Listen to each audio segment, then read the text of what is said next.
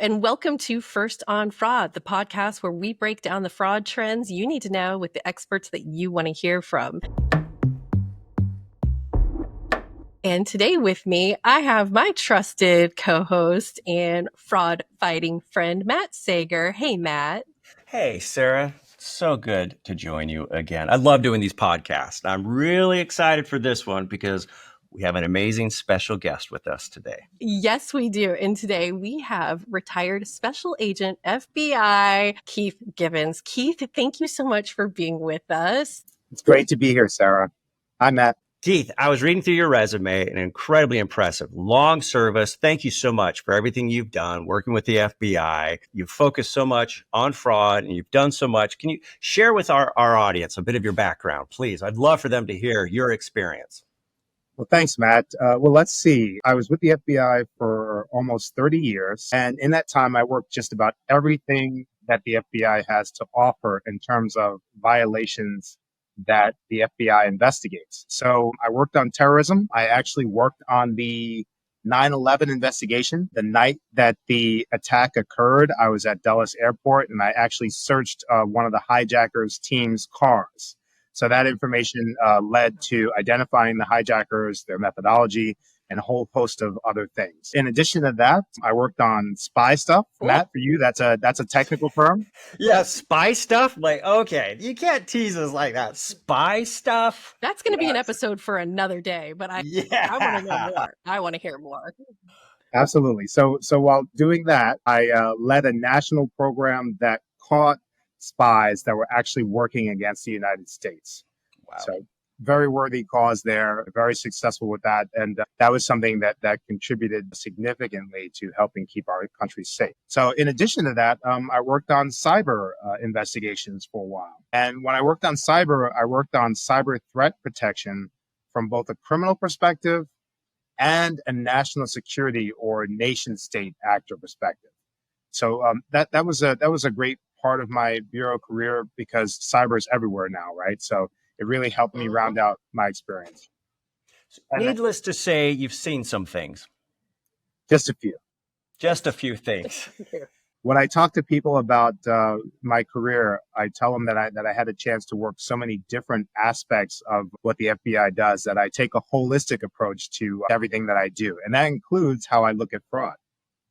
That's fantastic. Well, today we are going to dive into the FBI Internet Crime Report that's issued every year. Spoiler alert, it's not good news.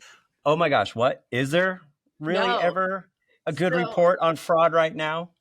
No, there really isn't, because every year the FBI Internet Crime Complaint Center publishes this report. And Keith, we thought you would be the perfect person to break it down for us and give us all the details of the report. I'm a fraud nerd, and so I look forward to this coming out every single year and waiting for it to drop and seeing how things are progressing and changing in the world of fraud. So it's produced by the Cyber Crimes Unit. What can you tell us about that unit and what they do? The Internet Crime Complaint Center, or IC3 for short, is the FBI's main cyber crime intake center.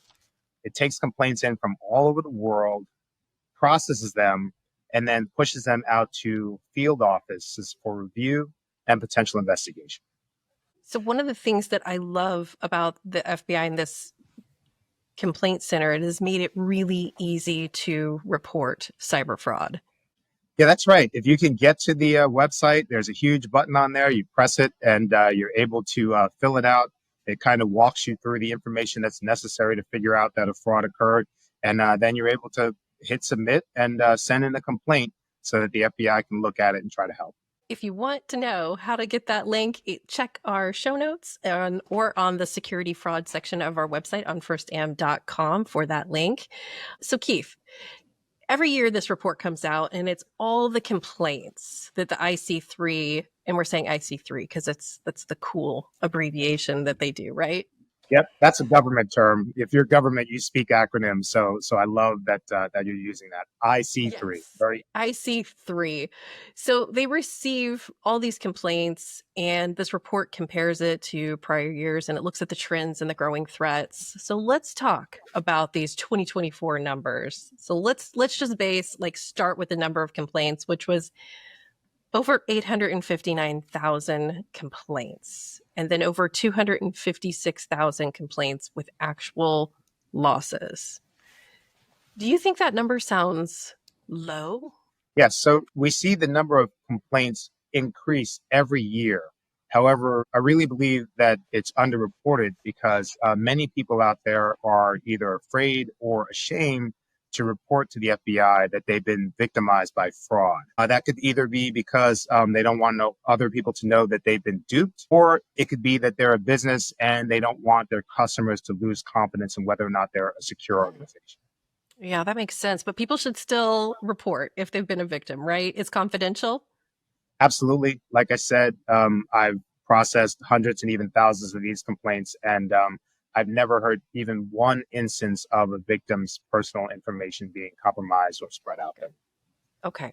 So now onto the loss number. So we know, big picture, how many reports there were. And these numbers are not specific to real estate. This is all the different types of cyber crimes that occurred in America in 2024, but the losses were 16.6 billion. Billion with a B. Billion with a B. Billion with a B. And that is a 33% increase from 2023. And the average loss was around $19,000. Does that surprise you, Keith?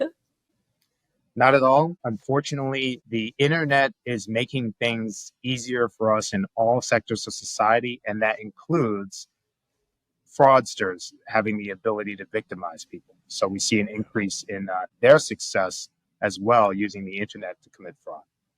Well, we certainly, we see this increase in fraud overall, but we've also certainly felt it and seen it in the real estate sector. And it seems like, the numbers really reflect that too. Do you agree, Keith? Absolutely. The fraudsters like to target the real estate sector. There are large dollar volume transactions. So one success ends up being a big payday for them. So yeah, just looking at the report and the complaints related to real estate, there were over 9,000 complaints related to real estate and 173 million in losses reported. How does that compare to 2022 or 2023? Like, what does the trend look like for real estate? Well, sadly, the FBI has seen a steady rise in the dollar amount and the number of complaints that have come from the real estate sector, which indicates that the bad guys are still targeting and emphasizing their efforts toward victimizing real estate professionals. So the report breaks down the complaints into various different categories, real estate being one of them. But let's say someone impersonates me and tries to sell my property and I file a complaint with the IC3. Is that going to be categorized under identity theft or real estate? That's a great question, Sarah. I would tell you that it's likely to be categorized in both areas, and here's why. It's categorized in real estate so that we get a better idea of what sectors of the economy that the fraudsters are targeting.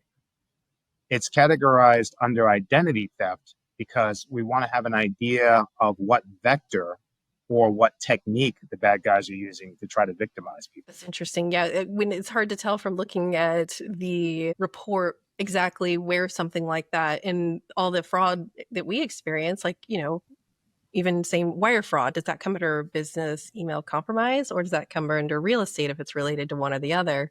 So thank you for that, because I've always been curious when I'm looking at the report where things exactly fit. Well, one thing I've seen from the report that I don't know if a lot of people know is out there is the financial fraud kill chain. Ooh, that sounds like my next Netflix watch. Yeah, I know, right? Right. Saucy term. Right. So, fraud kill chain. Oh, I love it. So, Yeah. Well, it's been very beneficial. It's helped us in several circumstances, which I'd love to hear, for you to explain to our audience what the financial fraud kill chain is and how it works. Okay. So the financial fraud kill chain, or FFKC, as we call it in the business. Of course. Another acronym. Yes, we'll take it.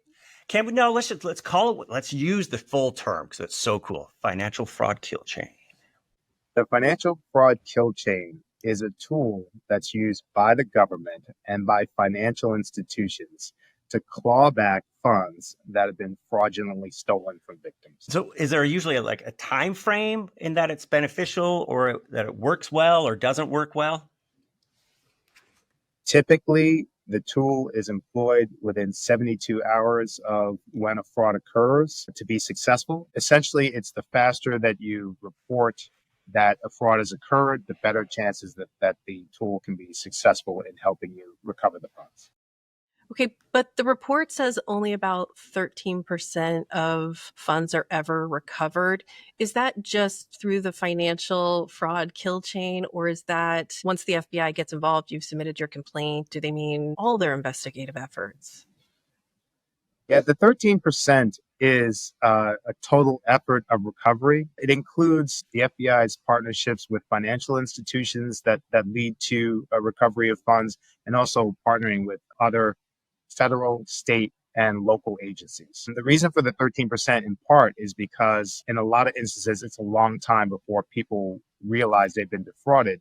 So it makes it very difficult to recover the funds when the bad guys have had a lot of time to move the funds to an account where we can't find them. So when you say they can't find them, at least our experience is it goes outside of the country and then it goes to accounts that it starts getting bounced around. Is that your experience as well? Yes, in the business, since I know Matt likes when I say that term, we call those humps.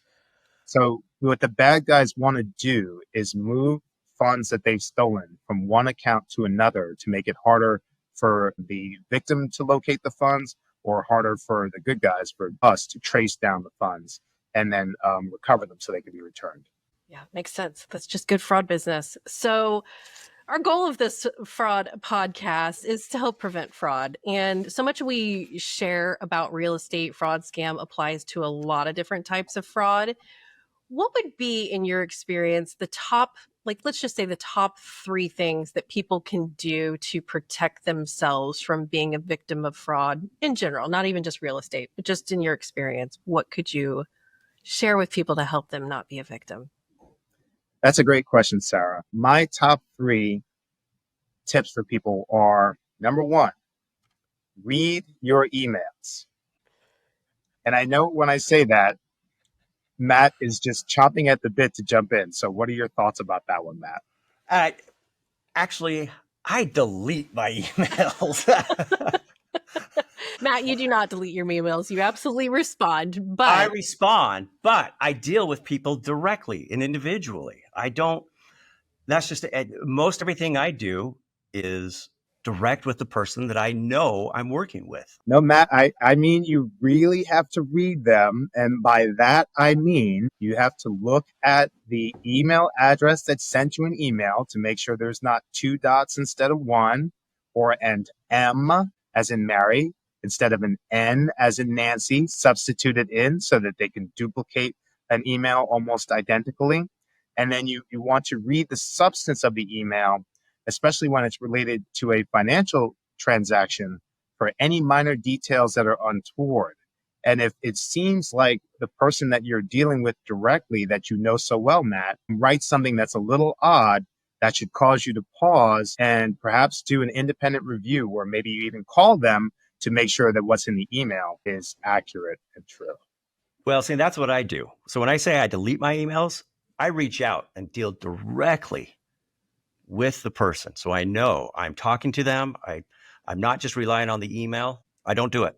a fantastic, great practice. Most people, though, are using emails and aren't necessarily looking that closely at them. You know, Keith, they're busy, they're driving, they're at a stoplight, they've got things popping up on their screen, cell phones going off. There's so much distraction in our lives nowadays that it's hard to slow down and just read, because that's very simple, right? Just slow down and read. Take a So moment. take a moment. Take a Yep. moment. I'll tell you as a little bit of information to convince people as to why my number one suggestion makes sense. The top complaint by account in 2024 was of people that were victimized by either spoofing or by an incorrect email address. So 100% believe that. 193,000 people were successfully victimized because they didn't read that email. Mhm. Any other words? Because I did say top three, so I'm going to hold you to this, Keith. So You true. gave one. I'm hearing one. I'm going to get you down to 2 and 3. I love it. I feel the excitement level building. Here we go. Number 2, maintain good cyber hygiene. Well, what does I can cyber hear the drums hygiene mean? already. What does that mean to you? What is cyber hygiene? What is good cyber hygiene? Yes. Number 1, make sure that you have a strong password. Number 2, make sure you always update your computer. Number 3, when you receive emails that seem suspicious, do not click on the link that sounds too good to be true.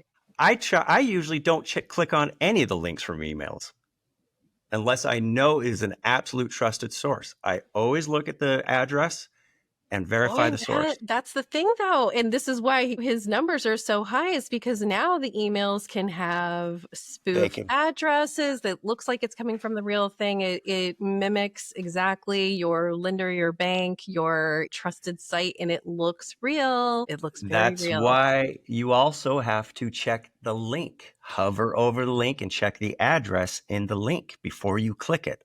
Always, always, always. Okay, so good internet hygiene. That's number 2. What's your number 3, sir? Number 3 is be aware of the threat. And by that, I mean do things to understand what the current cyber environment is. Is AI being employed by some of these bad guys to commit fraud? If it is, you have to be a little suspicious of videos that you might receive. Is AI being employed in how they write the emails? In the old days, the bad guys couldn't spell. So we get emails that were very easy to identify because they would say, kindly, please, this is English, but not exactly how people who are native speakers say it. And you'd be able to identify it easily. But with tools like ChatGPT, the bad guys are able to come up with emails that seem much more authentic. So being aware of the threat puts people in a much better position to identify a potential fraud attack. I always think we should always be aware and never let our guard down, because the last time I let my guard down, my mother-in-law came on my family vacation with us. And I'm sure that was delightful, Matt. Matt, I have to tell you, that's a perfect example of being aware of the threat. Is your mother-in-law going to watch this, Matt? That's the only thing I want to know. If she is, I pray she does not. Keith, those are all fantastic tips. Thank you for sharing them with us and with our audience. One of the things that I hear over and over again is, hey, we got to do something. We got to catch that guy. And so I want to move on and I want to talk about who the perpetrators are behind all the fraud schemes that we've been talking about here today. But before we get into that, I want to ask you a question, if you can answer us. We'll do it as true and false. Fraudsters and cyber criminals can be nation state actors. It's a big question. We're going to pause. But if you are just as curious to hear Keith's answer as I am, and you want to get the inside intel about who's really behind all the fraud schemes, subscribe and follow us on your favorite podcast platform to join us for part 2 of our conversation with retired Special Agent Keith Gibbons, where we're going to call out the players behind the game. But guess what, fraudsters? It is game over. Thank you all for joining us. And until next time, stay fraud free. This episode is copyright 2025 by First American Financial Corporation, all rights reserved.